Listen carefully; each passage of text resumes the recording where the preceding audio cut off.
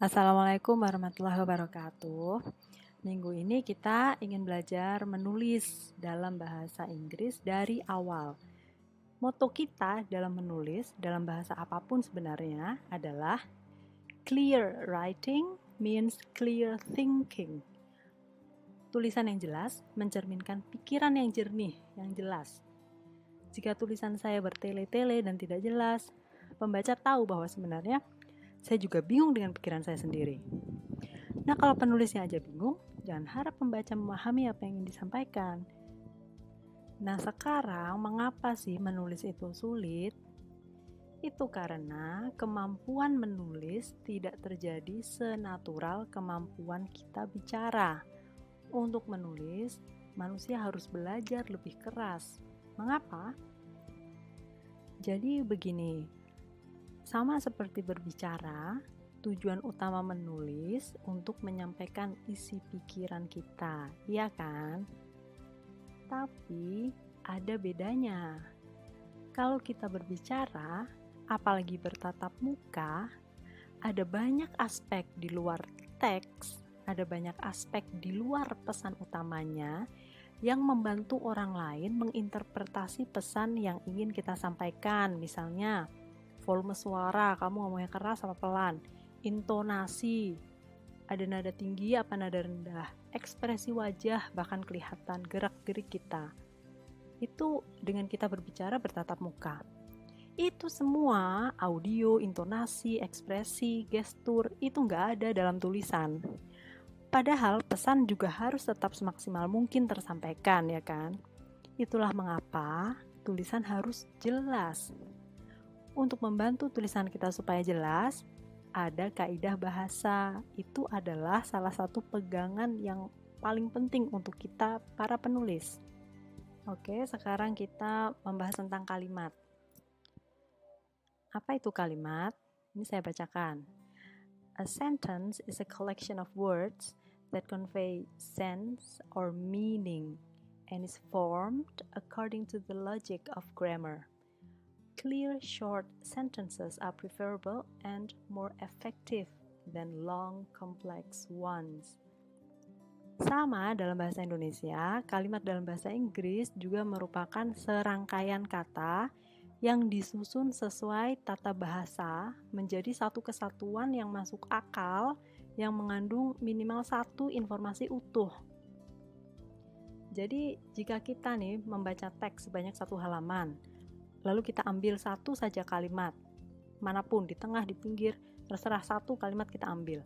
Maka kalimat yang kita ambil tadi harus tetap bisa dipahami, meskipun terpisah dari kalimat-kalimat yang lain. Harus bisa dipahami. Nah, apa itu informasi yang ada dalam kalimat? Jadi sederhananya, ini bukan menjelaskan dengan pakar bahasa ya. Sederhananya, sebuah kalimat itu harus memberikan kita informasi tentang siapa, ngapain, siapa atau apa, melakukan apa. Itu informasi minimal. Siapa ini mewakili subjek. Nah, ngapain ini verb. Ingat ya, kalimat harus jelas siapa, ngapain.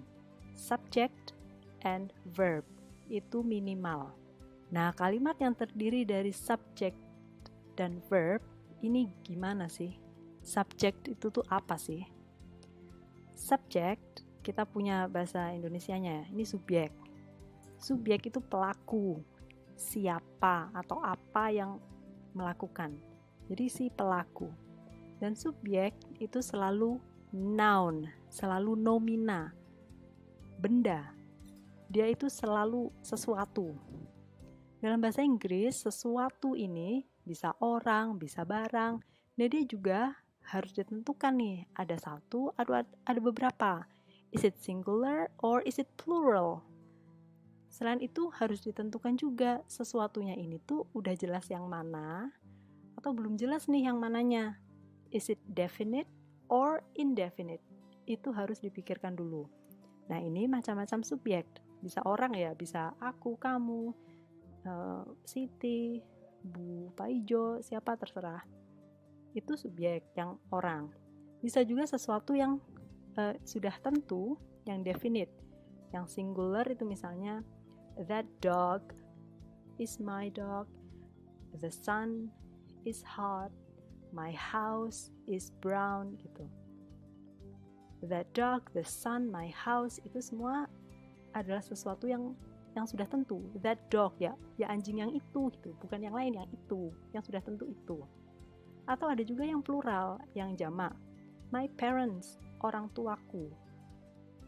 Jadi bukan your parents, bukan his parents, my parents, orang tuaku. Itu tentu, definite, plural. Your cats, kucing-kucingmu. Those flowers, bunga-bunga yang itu tuh, bukan yang lain, yang itu. Subjek bisa juga sesuatu yang tidak tentu yang mana, indefinite. Misalnya yang singular, a car. Ya pokoknya sebuah mobil, entahlah yang mana. A snake lives under that tree. Pokoknya seekor ular tuh hidup di bawah pohon itu. Ular yang mana? Nggak ngerti, pokoknya ada satu ular di situ. Terus misalnya yang plural, misalnya birds, children secara umum, people, manusia, orang-orang secara umum. Itu contoh-contohnya. Nah, lalu apa itu verb? Verb itu menjawab si subjek itu ngapain, si pelakunya ini ngapain. Verb bisa menunjukkan aktivitas, dia melakukan sesuatu, berjalan, makan, tidur, itu aktivitas, atau menunjukkan identitas, biasanya diikuti dengan kata benda atau kata sifat. Untuk bisa membuat verb yang benar, verb ini di bahasa Indonesia mungkin mirip dengan kata kerja.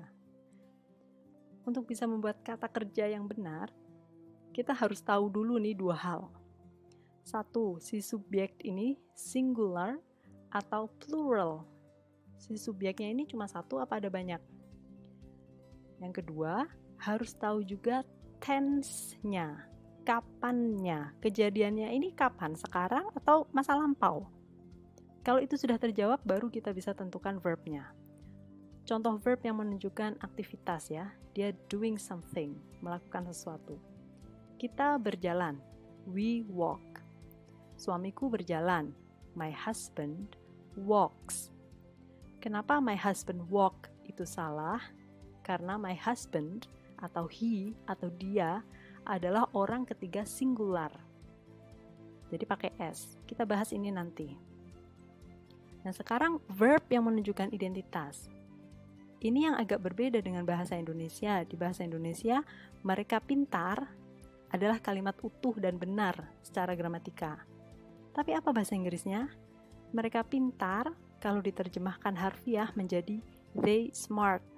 Nah, ini salah dalam bahasa Inggris karena ya betul. Di mana verbnya? Mana kata kerjanya nih? Smart kan kata sifat bukan kata kerja. Atau kalimat ini, ibuku seorang dokter. Itu benar kan dalam bahasa Indonesia? Tapi my mother a doctor itu salah. Karena ya mana verbnya? Mana kata kerjanya? Doctor kan noun, itu kan kata benda bukan kata kerja. Karena itulah ada be. Be ini dalam bahasa Indonesia seperti adalah. Di Indonesia kita nggak bilang mereka adalah pintar, itu nggak lazim. Tapi di bahasa Inggris harus ada, adalahnya ini ada. Ini seperti kata kerjanya. Baik, nah ini adalah daftar yang saya yakin Anda sudah sering lihat. Tapi kali ini tolong dipahami logikanya, jadi Anda tahu bagaimana menggunakannya. Kali ini kita hanya membahas present tense. Konteksnya sekarang, waktu ini, bukan masa lampau. Kita hanya bicara sekarang. Sekali lagi, saya ingatkan kalimat terdiri dari subject and verb. Ya, ini adalah contoh subject yang di bawah itu. I, you, she, we, they, gitu, macam-macam. Sebelahnya ada verbnya. Anda masih ingat kan ya siapa yang disebut kata ganti orang pertama, kedua, dan ketiga? Pertama itu saya, kedua itu kamu, ketiga itu dia. Nah, singular itu satu, plural itu banyak, jamak. Nah, yang sangat spesial dari semua ini adalah yang saya kasih warna merah. orang ketiga singular, atau bahasa Indonesianya dia. Dia itu spesial. Ingat ya, dia present pakai S. Dia yang present itu kata kerjanya pakai S.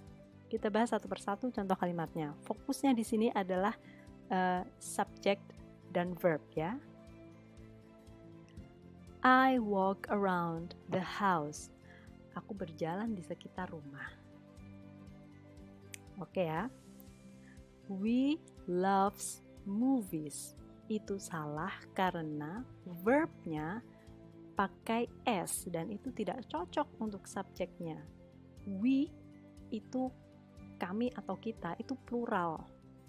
Jadi nggak boleh ada S. We love movies. My cat sleep alone. Juga salah karena my cat, dia, itu ketiga singular. Harus pakai S. My cat sleeps alone. My friend smart. Salah, kita tahu. My friend is smart. They doctors.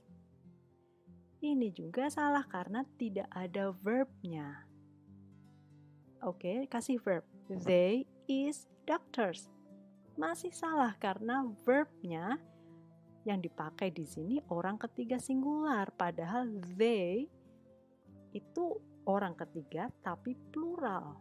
They itu mereka dan itu jamak. They are doctors. Itu baru benar. Itu tadi sebetulnya adalah materi kita minggu ini.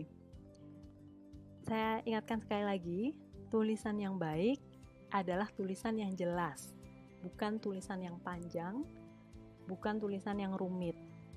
Panjang kalau nggak jelas percuma. Jadi sederhanakan ide kita. Be simple. Yang simple-simple aja. Tidak usah susah-susah. Use short sentences. Buatlah kalimat yang pendek-pendek. Jangan merasa kalau orang pintar adalah orang yang bisa membuat kalimat panjang. Tidak. Orang pintar adalah orang yang bisa menulis kalimatnya dengan benar, terlepas kalimatnya itu mau panjang atau pendek. Oke? Master the grammar. Kuasai tata bahasa. Ini adalah ilmu sendiri ya. Tata bahasa itu ilmu sendiri. Anda unggul dalam grammar, itu nilai lebih. Bagus. Check your spelling.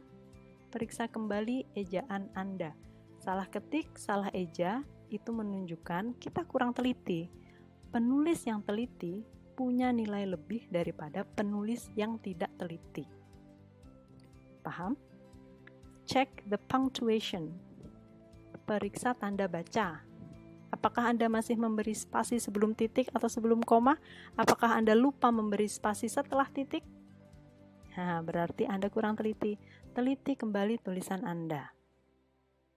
Reread your text.